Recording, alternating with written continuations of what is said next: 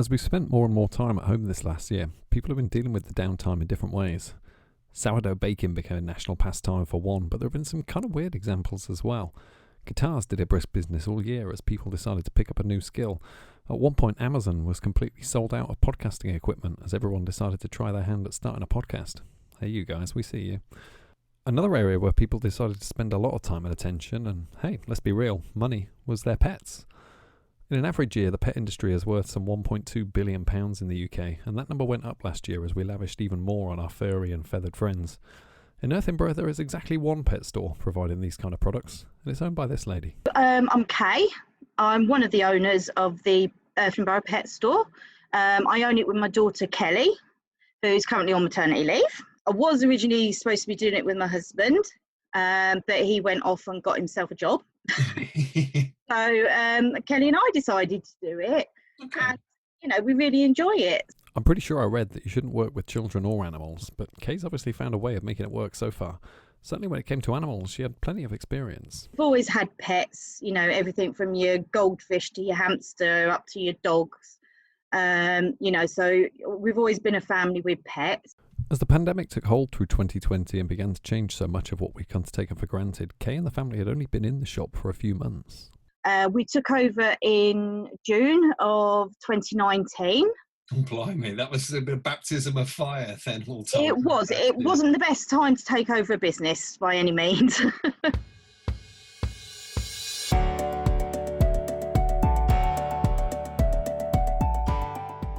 Starting a business is always scary, especially at a time like this, but as we'll find out from Kay this episode, with tenacity and a willingness to be flexible, there's nothing that's out of the realms of the possible. This is Recovery Through Enterprise, a podcast where we meet some of the amazing small and medium-sized businesses across the region that call the Nam Valley home. Be sure to check out our website at recoverythroughenterprise.co.uk to find out more about all of the work happening under the Recovery Through Enterprise banner, or you can find us on LinkedIn and elsewhere on social media using the hashtag Recovery Through Enterprise. In the meantime, a big thanks for joining us. It's great to have you along.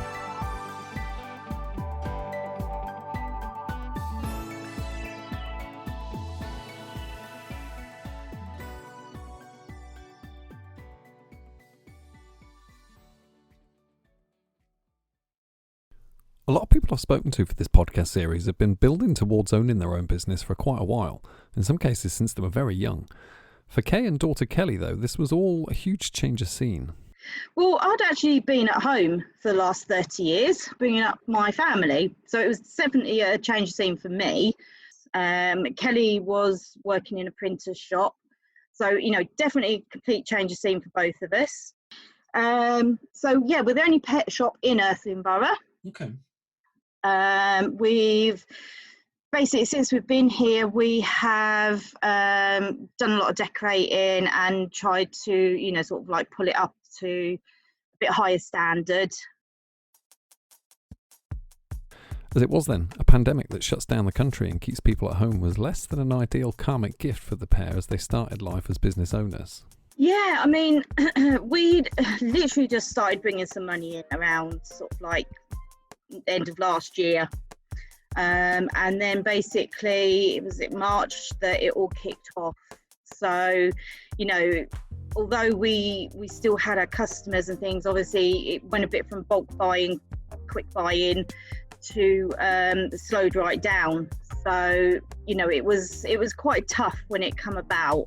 From the off, Kay enjoyed something of a break. The store, under lockdown guidance, was at least allowed to stay open. We were actually really lucky because we're classed as an essential store, being, selling the pet food. So we were able to stay open. However, as we've all found out this last year, this was anything but business as normal. And Kay and Kelly quickly had to deal with a whole new way of doing business and almost learn a whole new daily rhythm. However, we had to reduce our hours simply because there wasn't the foot trade, and also we offered free delivery to people who were isolating, elderly, vulnerable, anybody that couldn't get to the shop for whatever reason. To be able to do the deliveries, we also needed the extra time. As hard a decision as it might have been to take, many business owners will recognise that feeling this last year of there just not being enough hours in the day. As it was, though, the pivot worked. Going the extra mile for customers to get them what they needed at home generated a lot of appreciation locally. Yeah, we had a lot of people, we had some reviews, and we had people just generally sort of messaging us and phoning us, and afterwards, when they did come out, thanking us because, they didn't know how they would have gotten their food for their pets and things like that otherwise, because they were just stuck. So Sure. it went down really well. In between running these deliveries and keeping the shop open as well, Kay began to look elsewhere and slightly further afield for other forms of support and assistance that might be available to help her bridge some of the gap. So we were able to get the government grant, the first one, for £10,000, which really, really helped us. Obviously it was, still trying to buy stock in and things like that, because, although it was selling, it was also much quieter at the same time. But yeah, so we got that, which was great help. We also managed to get the was it the step up loan or whatever it was called? Yes. Yeah, because obviously buying the business and that, we had a few sort of like debts, so we were able to bundle them all together, get a slightly cheaper interest rate, which really helped as well. Okay. And obviously it give us a bit of a, you don't pay it until this year. So, that has really, really helped as well. So with some assistance in place to help shore things up in the short term, Kay and Kelly were on a solid footing to face the rest of 2020. As the year wore on and restrictions eased, more people started making their way back into the store day to day, and Kelly was very happy to see them back. As far as them coming in again, it's actually been really, really nice. Because they've missed coming in, and although we've not been here this long, they've really, really accepted us lovely in this village. We've been really lucky, so it's like seeing an old friend with most of them. As 2020 drew to a close, feeling like the core business of the pet store was on something of a stable keel, Kelly started looking for new services and ideas that she could begin to offer to help grow the business even further. The idea they came up with will be of particular interest to the furry critters of Northamptonshire for sure. We opened the groomers in November of last year.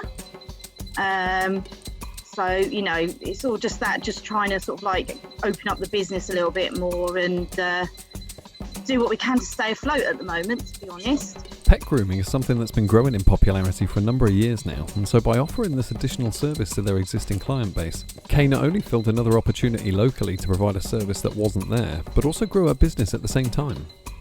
Obviously it's health and welfare at the moment that we can take in, so we're getting the knotted, matted dogs, and we're getting the ones that if they don't get some sort of like de-shedding and things, they're going to end up with sort of irritated skin and sort of like overgrown nails and all things like that. But we've got to be careful.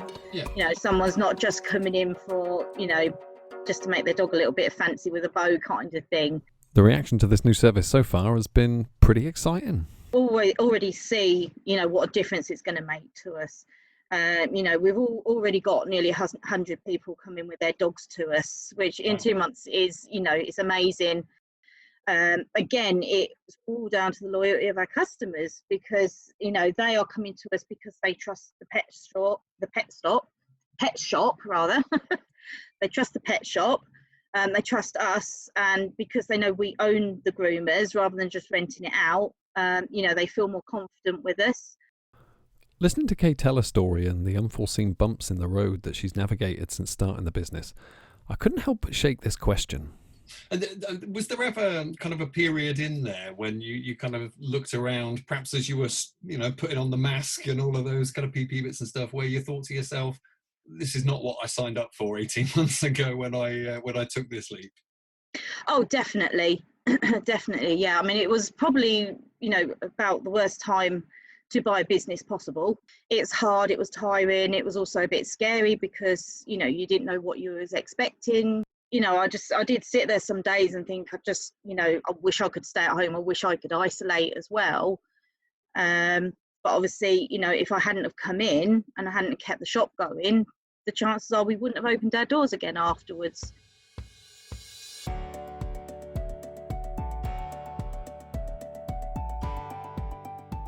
Over the last year, through some long days and nights, Kay's built an enviable relationship with the local community here that will hopefully stand her in good stead for many years to come. Our famous quote for this episode comes from Jennifer Westfeld, who said, "Dogs just need you and love, that's all." This is factually incorrect. They need way more than that, from food to a long overdue haircut, and luckily for all those things, Kay and Kelly are there. You can find them on Facebook at Irthlingborough Pet Store, or look them up at 32 High Street.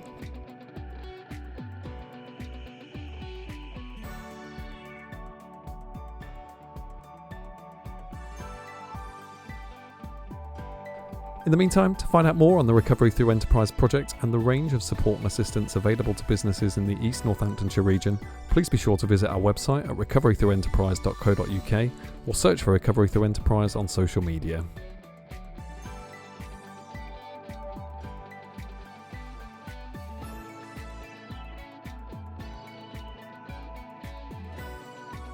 This podcast has been a production of So Very Creative. You can find more information on our website at soverycreative.com.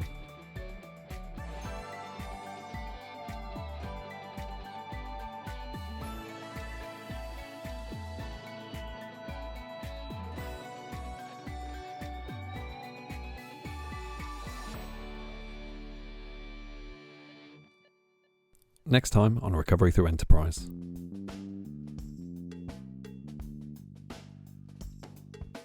I would have queues no end at the farmer's market and sell out every time when I did Frapston's farmer's market. And in the end, my mum and dad got very fed up with me taking over their kitchen all the time. And then I wasn't even living at home at this point. I was out and was still using their kitchen. 12 months ago, Lucy was a baker with a dream and a stack of pans in her mum's kitchen. Find out as she made her journey to her very own shop unit less than a year later. Next time.